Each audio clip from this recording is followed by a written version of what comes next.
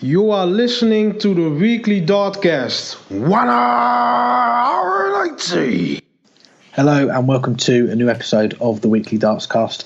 I'm Alex Moss and reunited with my co-host this week, Burton DeWitt. Burton, how you doing? I'm doing well. How are you? Glad to have you back. Thank you very much. I'm doing well too. Nice little break, but before we get into today's show, just want to say a big thank you to Matt, the darting nerd, who filled in my shoes last week. I had to listen to the episode a couple of days ago. Great job, you guys. So big thanks to Matt for stepping in. We'll kick off the show today looking back at the last weekend of European Tour action, and Michael van Gerwen just continues to win things since he returned to the tour. Back-to-back European Tour titles now. His 5th of 2017 and 19th in his career, beating first-time European Tour finalist Rob Cross 6-3 in the final. A great performance all weekend from him. But for you, where does this weekend rank among his other European Tour titles in terms of performances?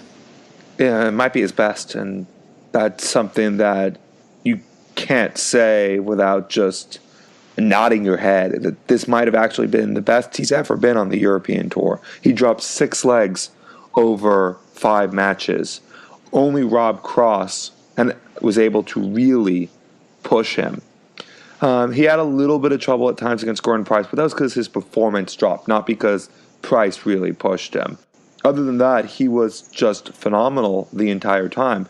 Rob Cross made him lift his game, and then Rob Cross cracked at the end. Rob Cross missed darts at double in 3 legs that he could have won, and in the end that was too much. Michael van Gerwen wins at 6-3, reeling off 3 legs in a row, averaging 111. But that was it. That was the only person who was able to even come close to him. And we're talking a major finalist this year in Gerwin Price. We're talking a world champion in yellow class and a 2-time world finalist in Simon Whitlock, and one of the hot commodities in Richard North. They won 3 legs combined off of him. I don't think we've ever seen Michael van Gerwen put this kind of performance in on the European Tour. Yeah, I just don't know what else to say. This was just phenomenal from him. I agree. I think this was his best European Tour performance over a whole weekend. Started it off with 111 average to beat Richard North, who we've been talking about on this podcast for a little while now, as behind Rob Cross as the best player from the new tour card holders for this year. And then he finishes it off with bang on 111 average. So just shows you the class, and considering he'd had the best part of 4, 5, 6 weeks off after the World Match Play and that disappointing defeat to Phil Taylor, he's come back. He won the Dutch Darts Masters the week before, and again, he put in some brilliant performances there. Just looking back at them now, 107 average to beat Kyle Anderson, one of the informed players at the moment, and then another 104 average to beat Darrell Gurney in a decider. That was the week before, but this week he's just stepped up another level, and to drop 6 legs in total against the calibre of players that you've just mentioned just shows you what performance it was. For me, I can't recall a better performance on the European Tour over a whole weekend from him. Now, we get to have one of our favorite segments on the show, the Rob Cross Appreciation Minute. As we said, Rob Cross made the final, where he went out to Michael van Gerwen. What, though, can we learn from his performances and sustained performances over the weekend? Well, I'm delighted to have this segment of the show back. I was listening to the commentary over the weekend, and they mentioned that this was either was or was going to be the longest run in his professional career without reaching a quarter-final. So he's put that to bed and got to the final. But for me, what we can learn from this weekend is that he's not too far away, I think, from really challenging these top boys. You look at back at that final against Van Gerwen, he went 3-2 up, and then it was him who blinked first, really. I think in that 5th leg that he managed to win, he did miss 3 darts at tops and then got a second chance. But then after that, Van Gerwen does what he does best and just reeled off a sequence of legs which Rob didn't really have much answer to, an 11 and a 12 darter, I think, to go 4-3 up, and then after that there was no real way back, especially in such a short format. But I think even he said it himself in his post-match interview that he doesn't think he's too far away, and I agree. I think there's just a few things that he can work on, and a few of them really is just getting that experience. We've got to remember this is his first year on the professional circuit. He's had the UK Open last year was his first taste of a big stage, and this year it's just gone on from that. He's had so many tournaments, he's won a couple, and now this is that next step where he's got to the final of a European Tour event. So I think for him, a lot of it's going to be getting that experience. He's going to take a lot from getting to the final. That was his first time, as I say, getting to a European Tour final on the big stage. So yeah, there's a few things he can work on, but again, at the same time, I think he's just, if he keeps putting himself in these situations, in these finals, then he's going to get over the line sooner rather than later. I completely agree, and he just gets better each time he goes head to head with someone. There's no one that he regresses against, or almost no one. It's not that players are figuring him out. He's figuring players out, and then he's figuring out how to break them even quicker. I mean, look at Ian White, one of the people he beat in a last leg decider to win a title. He just absolutely destroyed him in the quarterfinals 6-2, and it never felt like Ian White had any chance in that match. And he, beat... Who else? I mean, he beat Mensur Suljovic 6-2, someone who's pushed him before the last leg deciders. And okay, so he lost to Michael van Gerwen in the final. As you said, it's his first time in one of these stage finals. And he acquitted himself well for 6 legs. Took out a brilliant 1-2-7 checkout to stay in the match, and then missed the bullseye for a break of throw that would have put him 4-2 up. He breaks Michael van Gerwen there. Who knows what would have happened? He now suddenly thinks he might win this match. And after that, Michael van Gerwen, as you said, the 11, 12 dart legs, cross was broken by the end, and just it looked like he didn't have anything left. But that's not something to worry about. That's something that's going to come the second or third time he's in one of these finals. He's going to have that sustained energy when it's tight in the final to get over the line against someone like Michael van Gerwen. There's a lot to take out of this, and there's really no negatives. It's all positives for Rob Cross. He's still getting better. He's still getting closer, and he's already looking not just top 16, but top 10. Performances like this make you question, okay, is he a top 5 player? Because all the signs show that is a possibility. One of the subplots from the weekend we've got to mention as well is that this was the final event before the cut-off for the World Grand Prix next month. When we were recording this on Monday, that was the day of the cut-off, and just before we started recording, the PDC announced the 32-player field for Dublin next month. And over the weekend, we heard the rumours that Phil Taylor, an 11-time winner of the event, might not be competing in the event, might be skipping it, and those rumours turned out to be true, as we've just found out. Phil Taylor skipping the World Grand Prix, which means that Robert Thornton's got a reprieve. The winner from 2 years ago was going to miss the event unless Phil pulled out, and that's what he's done. But we had the rumours over the whole weekend. We didn't really get much answers from anyone, really. I know they mentioned it on commentary. They were trying to find out what was happening, but we went through the whole weekend and there were players not sure if they were qualifying or not, especially Robert Thornton. What did you make of the whole situation? And is there anyone to blame of how it all unfolded?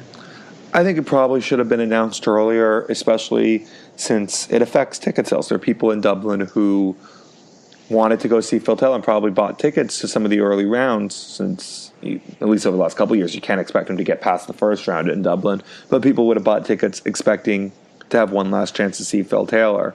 But to the PDC's credit, if you go look on the articles announcing the ticket sales over the last few months, there was never any mention of Phil Taylor. There was never any pictures or anything of Phil Taylor, which in retrospect is odd, because everything else selling tickets was about, this is your last chance to see Phil Taylor. So there were signs, we just hadn't seen them, that this was coming.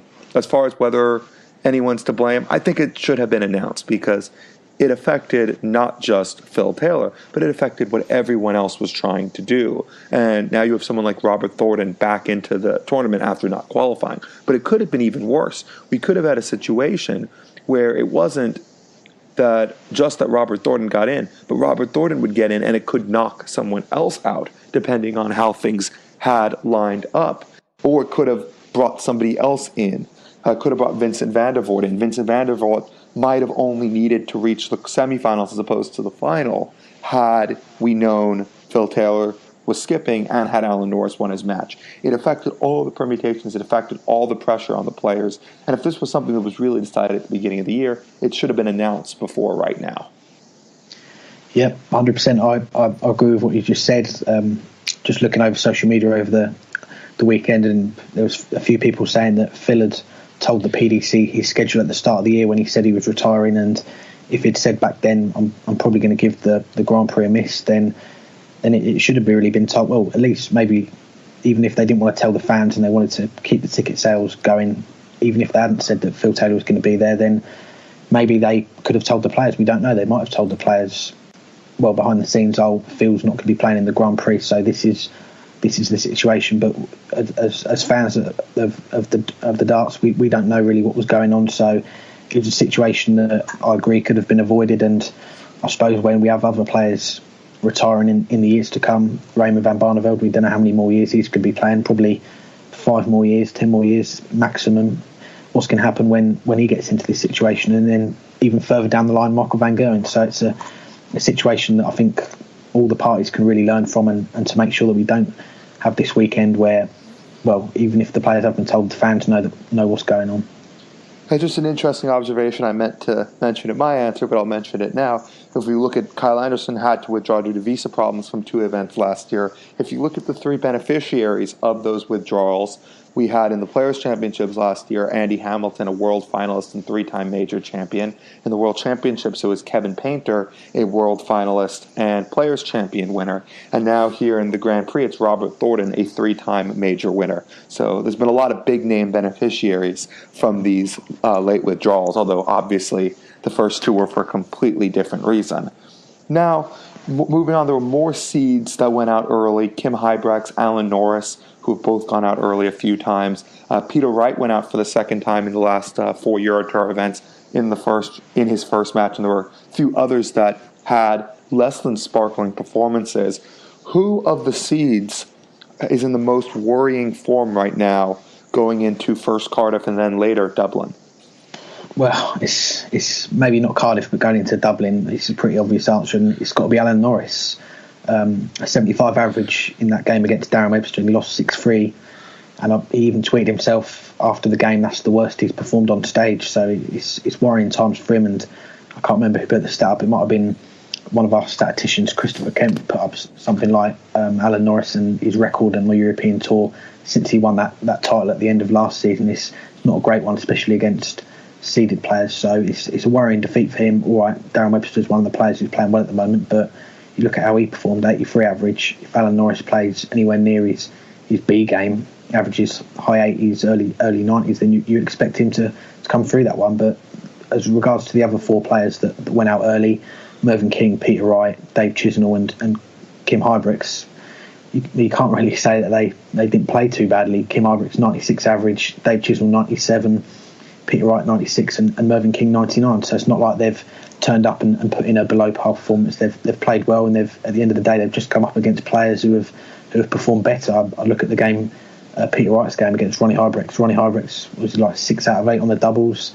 so he performed, you'd say, probably above the standard that we expect from him recently. And Nathan Aspinall against Chisnell, a player who's really come through the ranks over the last few weeks and months, and many are touting him to possibly crack the top 64 before the end of the end.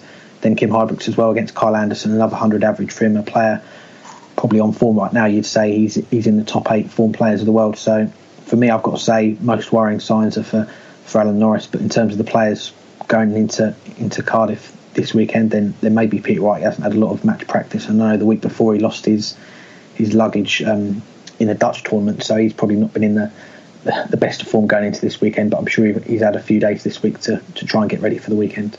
Yeah, I agree. I think Alan Norris is the obvious answer here. I'll just mention, I think Chizzy, he played well against the informed Nathan Aspinall, and this is his first match in 6 weeks, and he won a title at the last Players' Championship weekend he played at. I don't think we can say more than Chizzy was just not match ready. He wasn't match sharp and didn't have the timing that we expect from him. I think that will fix itself.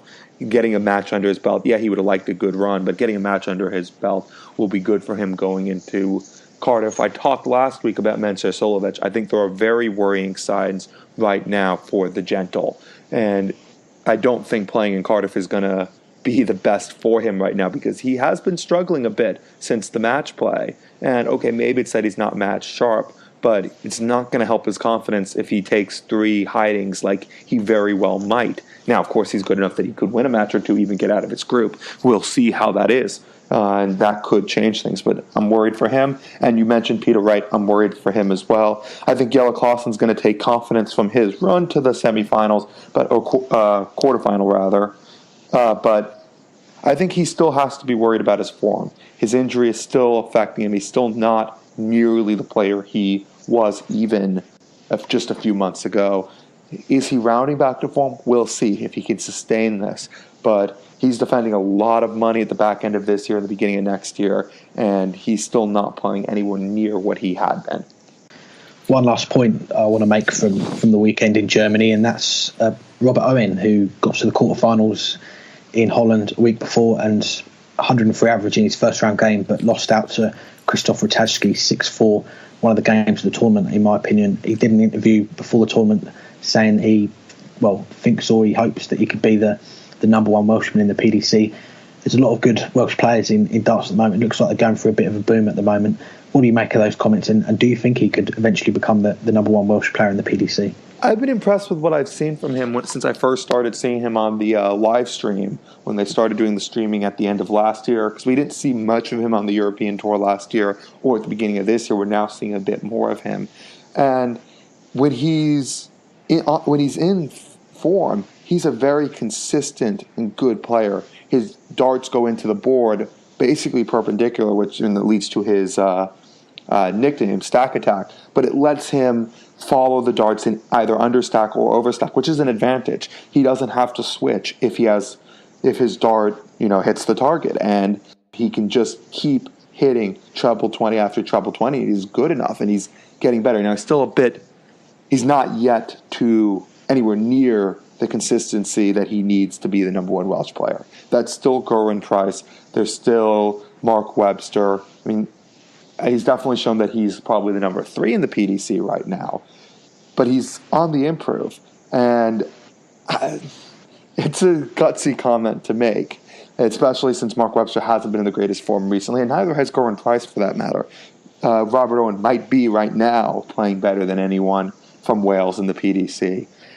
It's definitely too early to put on him that title, but it's good that he wants to be that player. He wants to be, the captain of Wales in the future in the PDC, and that's going to have him grow. Now, his goal for right now, save your tour card. Right now, it doesn't look likely.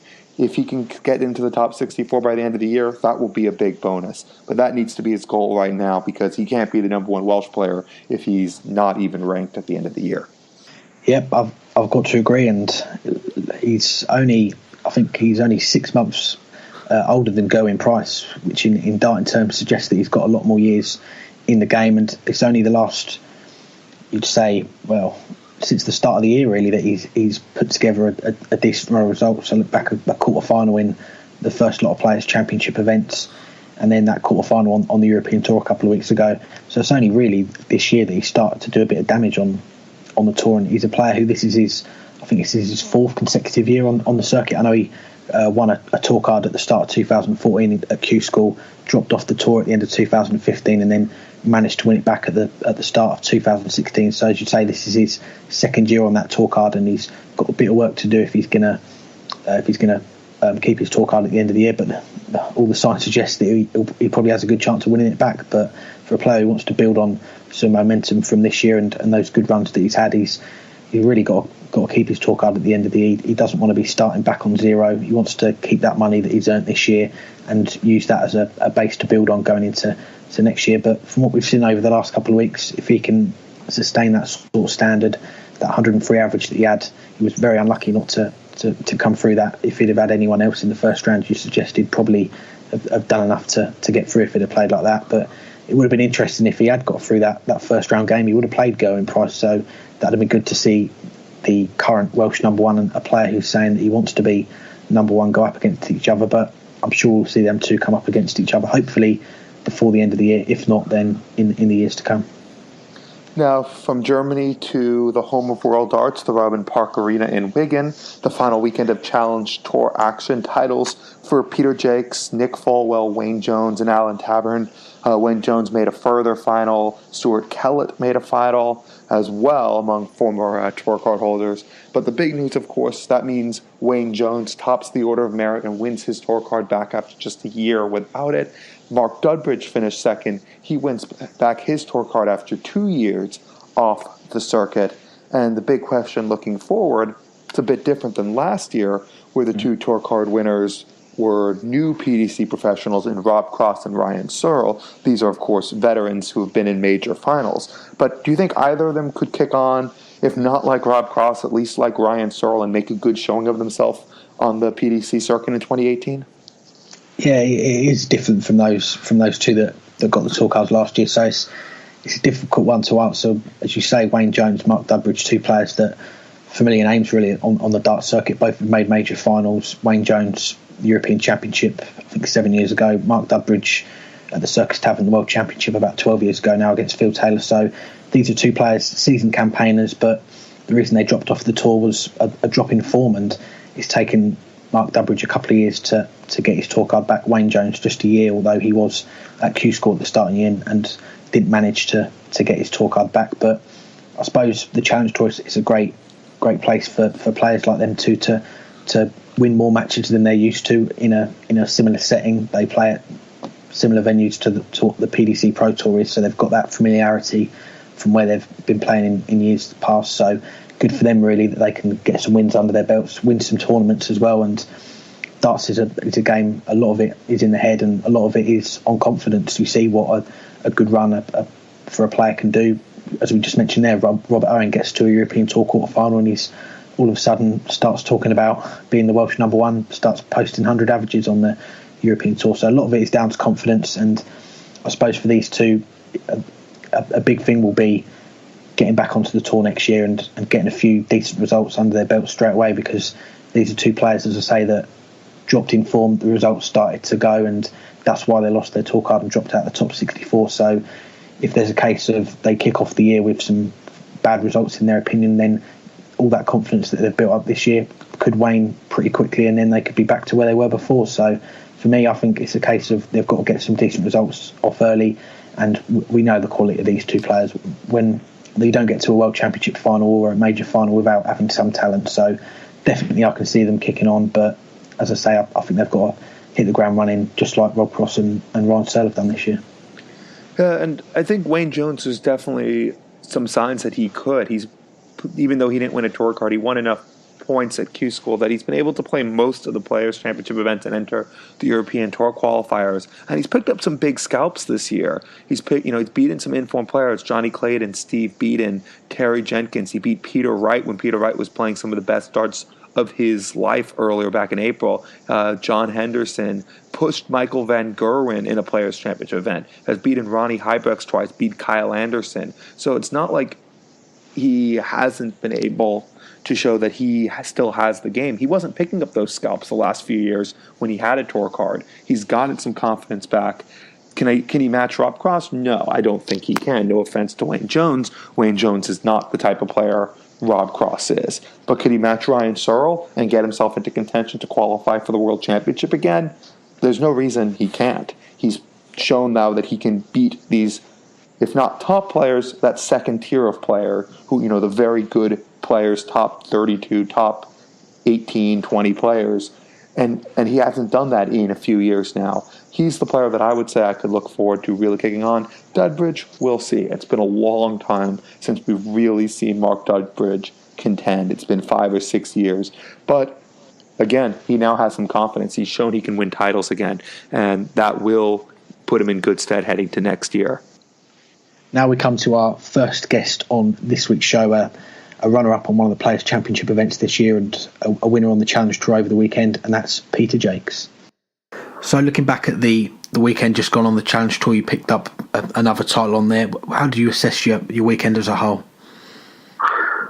Well, I think it was set off with a win, obviously, so it doesn't get much better than that. And then I think it was last 60 and last 32 and last 64, so it's about two performances, everybody that beat me, and made it very difficult for them, so they had to play really well to beat me. So overall, I'm pleased with the performances. I can't complain at how I played in any respect, so I'm pleased with that. That win you got in the first event, that put you right in contention for a possible top 2 finish and a tour card. Did you feel the same way, that if you put another good run of results together, you might get into that top 2 at the end? I try not to put too much pressure on myself for thinking about that, because obviously I've missed a few because I've been fortunate enough to qualify for a few Euro tours, so I've never gone with the purpose of getting in that top two. I went, probably thought about getting in the top 8 and trying to secure that. Obviously we're missing a few. It was, if I could get into that top 8, and if I do have to go to Creepy School again, at least it would be sort of for me, and I wouldn't have to worry about sort of anything else for that. So really I didn't think too much into the top 2, just in case I go and see how it goes, and if it all worked out well and a couple of other good runs, that'd have been fantastic. But I never set myself a target of that, just been pressuring myself really, so didn't really think I thought about it as much as top 2 really. Looking back earlier in the year, you put your name on the map, I suppose, for a lot of darts fans with that run to the final of Players Championship 1. What are your memories of getting to the final of that? Just a dream really, wasn't it?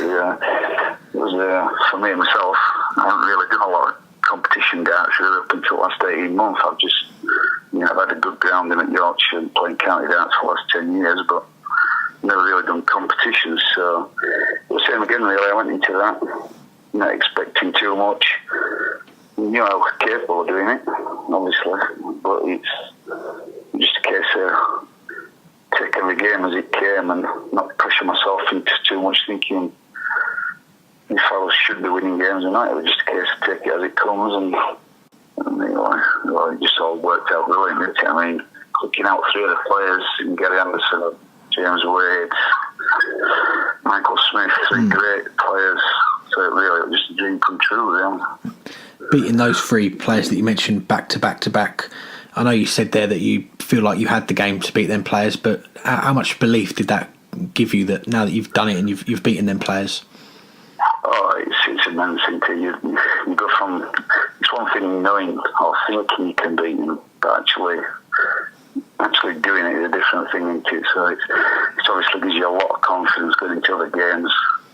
And the experience you learn from it as well. I mean, I'm still learning all the time, so it definitely gives you the springboard as to the confidence-wise. So it's, great feeling.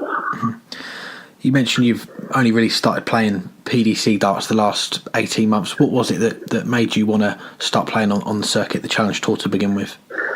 I've been my friends have been trying to get me to do it for a while, but it's just work commitments, things like that. And then I just got to the point where I thought, I've got to give it a go, because I don't want to be looking back in a few years' time thinking, I wish I'd have done it. So it was just a case of, because I'd started doing a few more tournaments, ended up winning a place at Q School. So I thought the time was right for me to give it a go. So it was a case of really, so I didn't want to regret not doing it really. What are your first memories of playing darts and discovering it? When did you first start playing? I can play on my granddad and my family at my granddad's house. I would have only been 5 or 6. They back in those days, it was everybody seemed to be playing somewhere in a club, dominoes, cards. So my family they all liked it. They all played the pub games, so it was club games and that. So it was a case of seeing them practice at home and wanting to have a go at it. So my granddad really inspired me to do it. So then I started playing league darts when I was roughly 14. So I lived a few doors away from the club where my granddad played. So it all just took off from there, really. And now I suppose you've got a taste of what PDC darts is like, playing on the European tour a couple of times now. What are your sort of aims for the rest of the year and the years ahead now that you've got that taste of PDC darts? Yeah, my plan really is just to keep my head down and just enjoying it mostly, because I always think if I'm enjoying it, I do play my best darts. So it's a case of not pressuring myself too much really, just enjoying it. I mean, once you have a taste of it, it does open your eyes a little bit. You go from, like I said, the Euro tours, I've been very fortunate to play in a few of those, and when you play in front of 3,000 people, there's something wrong if you don't enjoy it. So it's a case of knuckling down really for me now, because now I've probably proven to myself more than anybody that I can do it. It's a case of you do want a bit more of it, yeah. So it's knuckle down, work hard, and try and improve. Because like I say, I'm still learning the game really at this top level. So it's a case of just take everything on board and learn from your experiences. Has the highlight been so far qualifying for those European Tour events and playing in front of thousands of people? Yeah, the highlight probably is my first one on the Pro Tour because, like you say, it gives you the confidence and the springboard, and then everything else after that is everything's new and it's all a bonus. Every time it seems to be a bit better every time for some reason. I don't know why. But obviously, it's because the first one, the Pro Tour, was an ideal.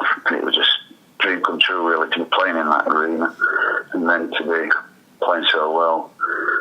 So that was probably my fondest memory, my first game, the actual go-to kind of thing. So and like I say, everything now, it's all experience now and it's building on it. Just got to keep my head down and keep working out for this year and see where it takes me. So the Challenge Tour for this year, that's finished up now. Am I right in thinking you've qualified for Risa, the next European Tour event? Is that next up for you? Yeah, that's right. I've gone not next weekend, the weekend after this one. So yeah, that's another trip to Germany. I seem to be quite fortunate. I keep going there a few times, so it's another one where, again, I've slowly been getting better every time, so I wanted to progress now to the third round. I've done the first, I've finally got to a second round. I just want to take that next step and just keep trying to build blocks and improve every time I can. Mm-hmm. And after that, what's left for you then for the rest of 2017? Well, 2017 now it's a case of this Euro. Then there's 4 more Pro Tours, so I'll get in those because obviously I finished in the Challenge Tour order and made it high enough to hopefully replace if the needs be. So I'm hoping that I'll be getting those for the rest of the year, which will be Dublin and Barnsley, and then hopefully when the qualifying in Dublin for the last Euro Tour will be. And obviously if I have a good run next week, and then if I can qualify for the last one, possibly the Euro finals, and then obviously Minehead, I'm just about guaranteed, so I'm looking forward to that. And then just keep my head down and see if it lands me a place in World Championships. So we'll see. But I don't want to be putting pressure on myself by thinking that. I just want to be going and enjoying it. Well, considering you don't have a tour card at the moment, and I think you're nearing that top 64, I think you're in the 80s at the moment. Do you think, given all those events that you've got coming up, there is a possibility you might get in that top 64 before the end of the season? Yeah, I think somebody kindly brought it to my attention that it is a projected thing at the moment. I'm 63rd, which just gets me in, but I said to him, you keep all these stats because they mean nothing really in this game. It can soon turn around and that. So it's, like I say, for me, it's a case of just getting my head down, keep doing what I'm doing, and hopefully there'll be some light at the end of the tunnel for me. Definitely. Well, thank you very much for your time this afternoon, and wishing you all the best in Risa next weekend. Okay, thank you very much for that.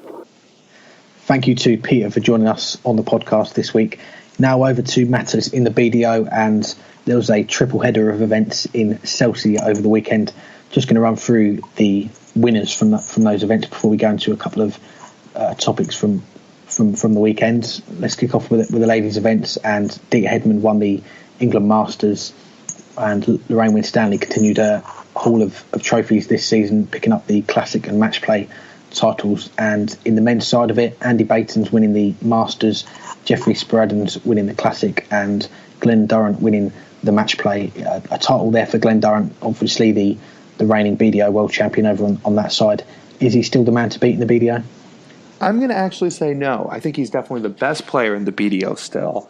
And Mark McGeeney's the number one, but I was saying this on Twitter. At least at Lakeside this year, I'm going to say Scott Mitchell is the man to beat. Scott Mitchell has been the informed player. Now, Glenn Durrant, definitely the best, and McGeeney deserves to be number one. But Scott Mitchell, the level of his game right now and his consistency in getting to the later stages of tournaments when he plays, and the performances he puts in are indicative of a player who you would expect to be a top 32 in the PDC, if not higher, if he gave it a chance, which I don't know about Mark McGeaney. I definitely think Glenn Durrant can do that, but he's not nearly as match fresh. And yes, okay, Durrant's going to put himself in the best position to be ready to win the TV events at the end of the year, but he's not going to be seeded for the Zided or for either the Fender Darts Masters. He's not going to come in all that match sharp for the World Masters, and he's not the most experienced player right now in the PDC. I say Scott Mitchell is the man to beat. I think Scott Mitchell should be the favorite for these TV events at the back end of the year. He's playing better than anyone else, and I'm going to say it's Mitchell. Yeah, it's an interesting one. I know we've got the World Masters coming up very soon. Might change a few people's opinions after what happens in that. We know that Glenn Durrant's going in there defending the title. He's defending three of the big major titles, that one, the Fender Darts Masters and the World Championship coming up. So the World Masters will give us a good indication, I think, of where Glenn's game is in the bigger events. Obviously, he's just beaten Scott Mitchell to win this match play title and beating him in a decided leg. So it shows that the two players right now are pretty closely matched at the moment. But yeah, based on the year so far, I agree. I think Scott Mitchell's been the better player compared to Duzzer. But I think when it comes to these big events, we've seen over the last couple of years how Duzzer's managed to take his game really to another level and be better than everyone else. So I think that'll be the first sort of idea we'll get is the World Masters coming up to see where Duzzer's game is going into Lakeside at the start of the year. Now, over on the ladies' side, we've talked a lot about Lorraine Winstanley. Recently, she won 2 titles. We've talked about Dita Hedman. We've talked about some of the other players. What we've taken for granted is how good Lisa Ashton is. But now this has been not the first time, but this has been now a few times this year recently where she's gone into a weekend and not been able to pick up a title. And she doesn't play as many events as everyone else whom she doesn't win a title per se. We're not surprised because she's not in the events. But now she's been in the events and not winning. And, I mean, almost went out in the semifinals to Maggie Sutton, had to survive 4 match darts in that one. Is it just that Lisa Ashton's game has regressed, or what is it? It's a tough one because we don't get to see a lot of the ladies' darts at the moment, but we can just base our opinions based on the results. And as you say, she's gone a whole weekend without winning a title, and there's been 3 tournaments over the weekend as well. And if you had to put a bet on her winning at least one of them, you'd put quite a bit of money on it. So it's a tough one to answer, but I think she's just signed a deal with Red Dragon as well. I think a 3-year deal just before the weekend, so maybe she's getting some new darts put together for Lakeside. I don't know what the situation is with her at the moment. She's been playing a bit on the Challenge Tour as well, so her priorities, I suppose, have been away from the ladies' game. And while she's been away, other players have nipped in and picked up these titles and made the most of her not being there. And I suppose they're coming into this weekend just gone. Lisa Ashton's turned up, and they've probably just thought to themselves, well, all right, you've turned up, but we've been winning these titles and we fancy ourselves to win some more, and that's exactly what's happened. So I think the top players that she's coming up against in the ladies' game, maybe she's had the wall over them over the last few years, but I think as we've seen this year so far, that they're not really, she hasn't got that fear factor, I don't think, as much anymore. And the big title that is in the ladies' game is, of course, the World Championship. It's the one that's got the most prestige, and if you said to Lisa Ashton, right, you won't win a single title this season, but you'll win the World Championship, then I think she'd be foolish to say, no, I don't want that. So maybe she's getting her game ready for the World Championship. Maybe she's working on some new darts with Red Dragon, I don't know. But at the moment, you'd say that she's got some stiff competition going into Lakeside next year. But again, there's a few months to go, and if she picks up the World Masters, and I don't think she'll be playing in the Fender Darts, but as I say, if she wins the World Masters, then she'll get that fear factor back going into Lakeside, and quite rightly she'll go in as the favourite. Of course, if she would go an entire year without winning a title and then win the World Championship, she would do what Trina Gulliver did a couple of years ago. Of course, then Gulliver won the World Masters as well right after that.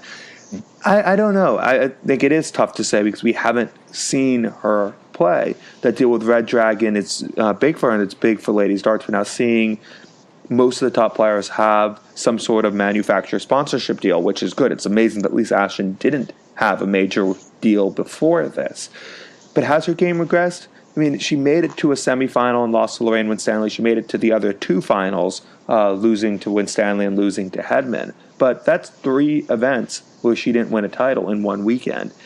that's not what we expect from her. We expect her to win at least one of those, probably two, maybe even three. Because when she's on her game, there is no one who is as good at her as her when she's at her A game. Is she just putting herself ready to be at peak performance for the World Championships? Maybe. There's no one even close to her on stage, and it's going to make her the heavy favorite. Even if she has regressed, she should still be the favorite to win a fourth World Championship.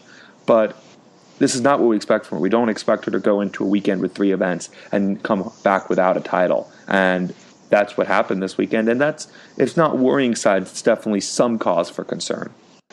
Also, last week we had the men's pentathlon, and quite a remarkable record really now for Martin Adams, winning the competition for I think 12 out of 24 or 25 years. As I say, quite a remarkable record. Looking at the event though, they play all sorts of different formats over the day. I think they do about 16 to 20 events during the day, and they get they're scored on each event, and then whoever's got the most points at the end of it picks up the title. Should the PDC maybe have an event like the pentathlon, or look to put on other formats during the year? I definitely think they should look into doing other formats over the year. If it's a pentathlon or not, I'm not sure. But it just, especially since almost everything, with the exception of the Grand Prix and the World Championship, and to a lesser extent the World Cup, is just match play, and most of them, fairly short matches, that does get a bit dry.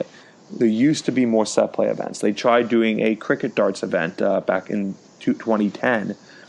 There needs to be more variety. I love watching a good old game of 501, but I'd also like to see some more double N events. I'd like to see some more set play. I'd like to see different dynamics, especially since the World Championship isn't a match play dynamic unless you get into a last set.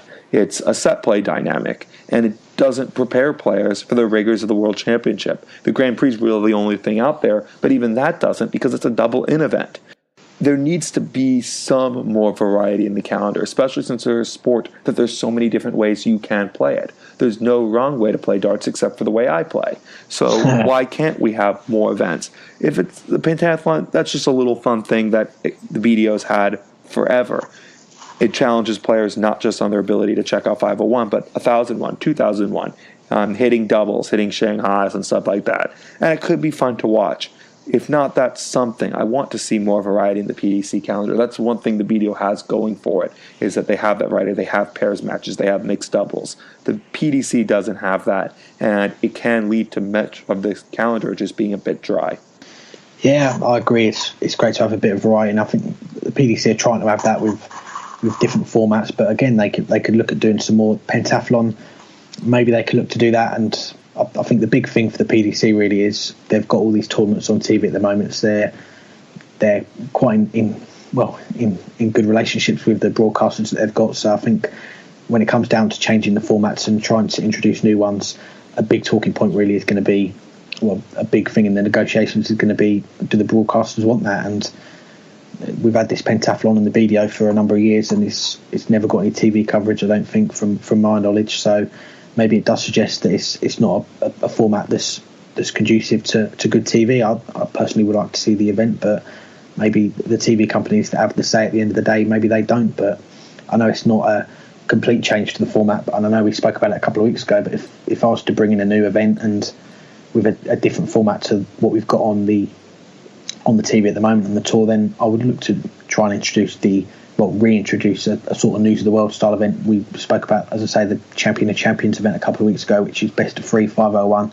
I think that could make great TV, and maybe a different one, have a blind pairs event, put in the top 64 of the PDC, put them all in the hat and pull out 2 names you're together in a pairs and do a pairs event like that. I think that could be something different, and you have Michael van Gerwen paired up with maybe a lesser player, and you could end up with Adrian Lewis and Peter Wright. You just don't know, but I think that could be something maybe to look at, just as some sort of different format on the circuit. And if you guys have any other ideas on formats, then do tweet us and let's sort of get some discussion going on what other formats you'd like to see in the PDC. Michael van Gerwen, Jelle Klaassen, that would be the pair. This weekend, of course, is the Champions League of Darts over on the BBC from Cardiff. 8 players in that. Before we get to our preview of that, we have one of the participants. That is world number 3, Peter Wright, who's our second guest for the week. Peter, thank you very much for joining us on the podcast. Now it's the Champions League of Darts this weekend. How has the preparation gone this week leading into the event? Yeah, it's been pretty good so far. I've gone back to my old diamond darts because I've been obviously nagged by Joe and other people that I should be, the form's been really good at the beginning of the year with my diamond darts, and but I just wanted to try other things. Obviously, it hasn't worked, but I've been back from the Europeans this weekend, and I've been on the board, and they fit like a glove. So I shouldn't change, but I just hate using them. We'll come back to the Champions League a bit later, but first, looking back at the past 2 weekends for you on the European Tour, they've certainly been eventful. Firstly, in Maastricht, not getting your luggage and using a set of Simon Whitlock darts. What was the experience like using them and the weekend as a whole? Obviously, it's a bit annoying. Obviously, we just flew back from Australia. We'd only been home for about 2 days, and then straight off to the European. So it was obviously very tired. No excuses, but it's not my fault the loss of luggage. No. But then obviously I had to go out and buy trousers and new shoes and stuff like that. So it was a pain in the butt, but you got to get around it. Other players have experienced it, so. And obviously, Simon Whitlock asked me, do I want to try his darts? I've phoned him in the past, just a couple of times, and I liked him. And actually, in practice, they weren't amazing in practice, to be honest. But it didn't quite work as well on stage how I wanted to. There you go. And last weekend, you were back in Germany and lost out in the second round to Ronnie Hybrex. How did you rate your performance in that one? Was it just one of those days where your opponent just plays better than you? Yeah, last week, and against Ronnie. I was trying my new darts that I designed just on a piece of paper, and I sent them to Lee at Red Dragon, and he come up with these darts, and the grip and everything was amazing, and I put these points in, and they were great. And then the day before leaving, I changed the points to really long ones, which I shouldn't have done. And that mucked up the way the dart flew on stage and everything. Wasn't quite right. I didn't take my point changer with me, so I couldn't change them at the time. So I was stuck with them. I didn't have my diamond darts either, the normal ones. So I just had to persevere with them, and obviously I didn't play very well. But Ronnie Hybrex played fantastic darts. His finishing was 75%. Played brilliant, but unfortunately played rubbish in the next round. You got a target on your back now. Obviously, number 3 in the world, and I think all the people want to beat you, and you get into finals and stuff like in big majors. So people want to beat you. I want to do the same with the other guys when I beat them. So I was pretty disappointed, but back to my old diamond ones, and looking forward to the Champions League. Looking back at the year so far, it's been a great year for you, winning 10 titles, including your first major, the UK Open. What are you most proud of from what you've achieved so far this year? Obviously, winning my first major has been fantastic, but winning 9 tournaments this year is fantastic. Some players only win 1 tournament a year. I used to only win 1 tournament a year. So to win 9, and there's plenty more to go. And as I say, going back to these old darts, I feel more comfortable with. So I should pass that number 10, and hopefully become one of the legends of darts that have actually got over 10 tournaments in a year. Obviously, it'd be Michael van Gerwen, Phil Taylor, and the other one is John Parr. Yeah. So to join that elite club of winning 10 tournaments or more in a year, I'll be pretty honoured. Well, fingers crossed for that, and as well as those wins that you've already had this year, you've reached the finals of the Premier League and the World Match Play. How do you look back on those final defeats now? It's been a little while ago now. Yeah, obviously getting the final of Premier League, obviously that's a really hard tournament because, it's over 16 weeks, trains your body, all the travelling you're doing, away from home. You're only home one day a week. It's very difficult. To get to the final there and have to actually have 6-7 darts to actually win it, it's gutting. But I know for next time I'll play Michael in the final again. I'm going to beat him, so I won't miss. So and then obviously the match play. To be honest, my form in the match play was terrible. I didn't play well at all. It's 90-odd averages, scraped my way through, and everyone wasn't playing well against me.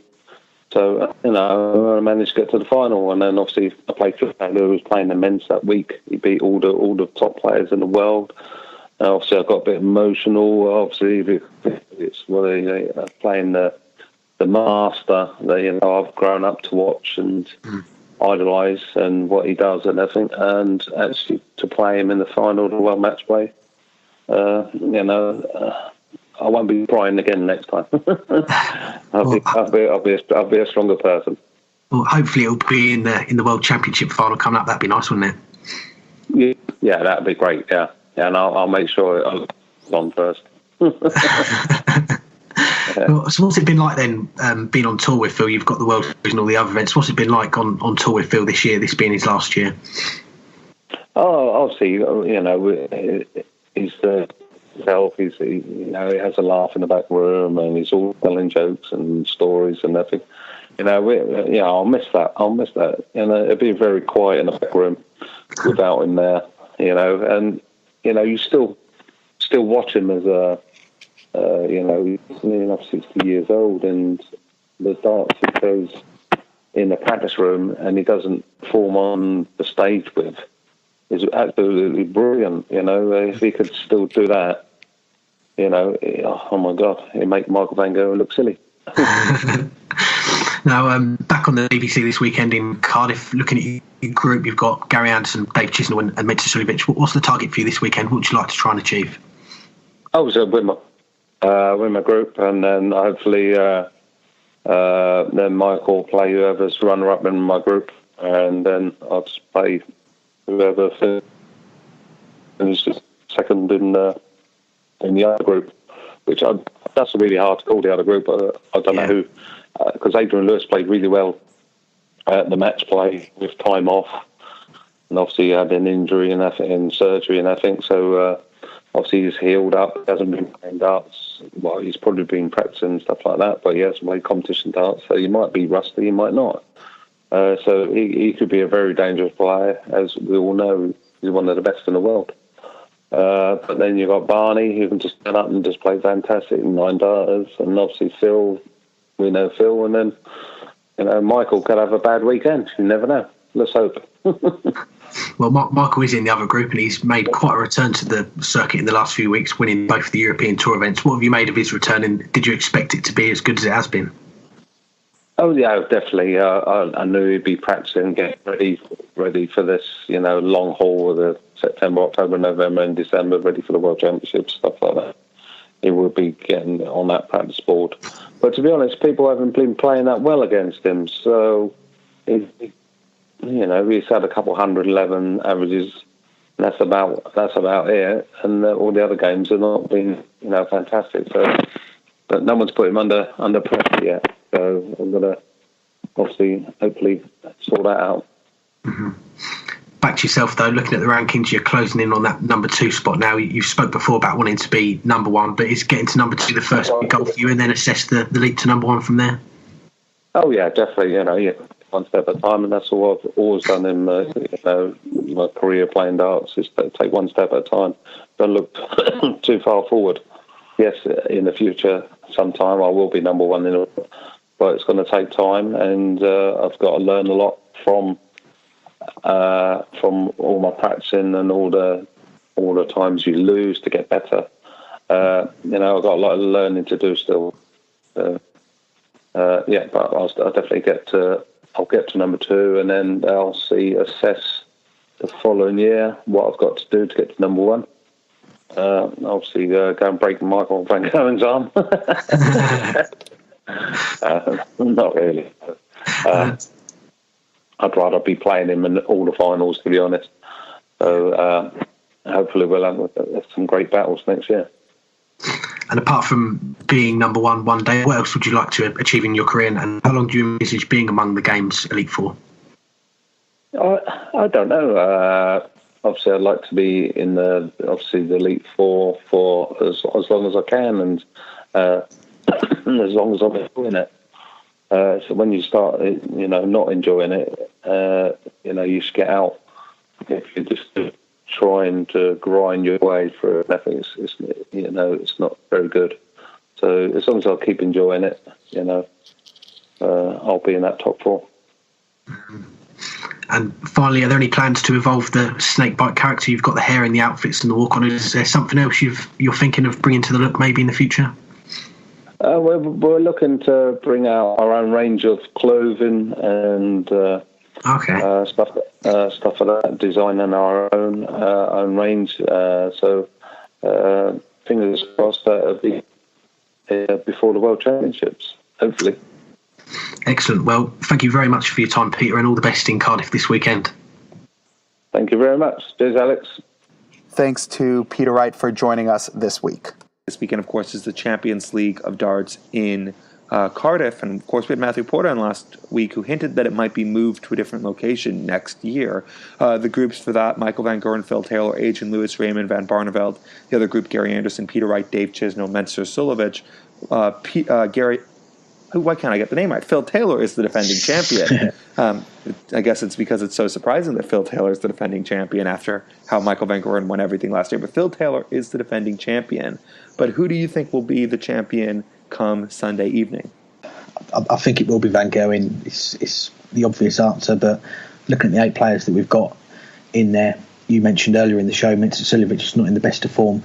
Dave Chisnell's come back onto the European Tour, hasn't had a lot of match practice, and Peter Wright's just gone out early and he's had that issue with his darts not turning up a couple of weeks ago.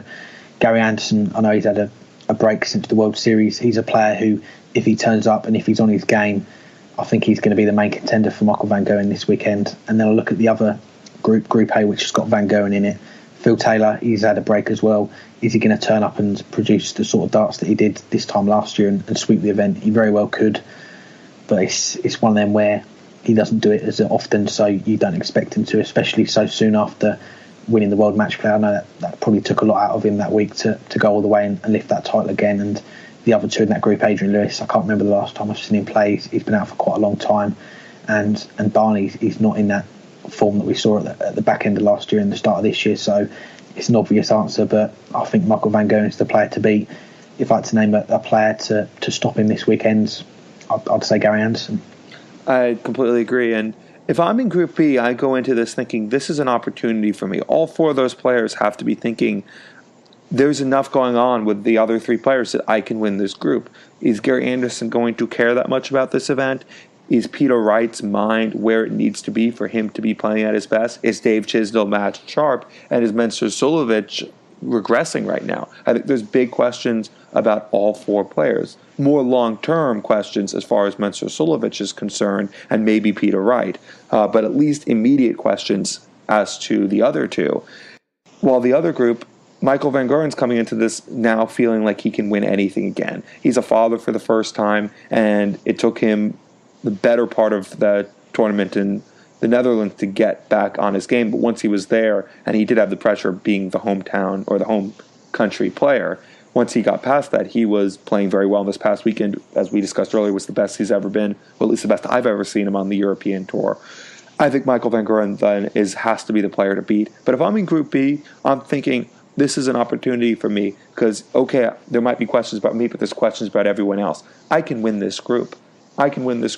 And then who knows what happens. I can get to the final. And for Mensur Suljovic, that would be big because Mensur Suljovic is the only player in this field who's not guaranteed entry to the Grand Slam right now.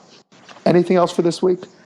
No, I don't think so. As always, follow us on all our social media platforms at Love the Darts Mag, the podcast as well, at Weekly Dartscast. Subscribe to us on iTunes if you haven't already. We also have the podcast up on YouTube, and we've also got the magazine back out this Friday, a new issue, looking ahead to the weekend. A few other bits in there as well, so give that a bit of support, and hopefully we can get that back up and running on a weekly basis again. Thank you guys for listening. We will be back next week with we'll see if we can get it done, a preview episode on Sunday of the World Masters. If not, we'll have to have our episode during the middle of the week, during the middle of the World Masters. So we'll work out the logistics of that. But for Alex Moss, I am Burton DeWitt. Thank you guys for listening, and we will see you guys, if not this weekend, next week.